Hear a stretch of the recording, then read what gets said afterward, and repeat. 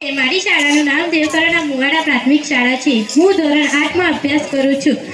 26મી જાન્યુઆરીના દિવસે બેટી બચાવો બેટી પઢાઓ વિષય પર મારા વિચાર રજૂ કરવા માંગુ છું, તો આપ સૌ શાંતિથી સાંભળજો.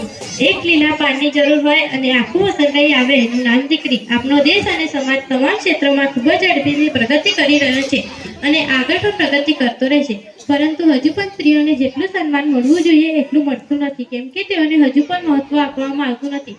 હાલ આપણા દેશમાં પુરુષોની સરખામણીમાં સ્ત્રીઓની સંખ્યા ઘટતી જાય છે. આ ખૂબ જ ચિંતાનો વિષય છે. સમગ્ર ભારતમાં દીકરીને શિક્ષિત બનાવવાની, દીકરીને બચાવવા માટે આપણા દેશના વડાપ્રધાન શ્રી નરેન્દ્રભાઈ મોદી દ્વારા દીકરીઓને નામે એક યોજના શરૂ કરવામાં આવી છે, જેનું નામ છે બેટી બચાવો બેટી પઢાઓ. આ યોજનાની શરૂઆત 22મી જાન્યુઆરી 2015ના દિવસે હરિયાણા પાણીપત શહેરમાં થઈ હતી. ત્યારબાદ આ યોજના ભારત દેશના 100 જેટલા જિલ્લાઓમાં લાગુ કરવામાં આવી છે. આ યોજનાનો મુખ્ય ઉદ્દેશ્ય દીકરી પગભર બની શકે અને પોતાના અધિકારો માટે લડી શકે તે છે. આપણે 2011ની વસ્તીની ગણતરી જોઈએ તો 0 થી 6 વર્ષની દીકરીઓની સંખ્યામાં સતત ઘટાડો થઈ રહ્યો છે. દરેક સમાજ દીકરીઓને પ્રત્યે તિરસ્કારની ભાવના દર્શાવી રહ્યો છે.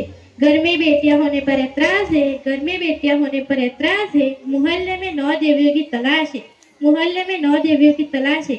ભારતના ઘણા સમાજોમાં દીકરીઓને મળતા લાભો સેવાની જાણકારી પહોંચાડવામાં આવતી નથી. ત્યારે બેટી બચાવો બેટી પઢાઓ સાચા અર્થમાં નારીને અશક્તમાંથી સશક્ત બનાવે છે.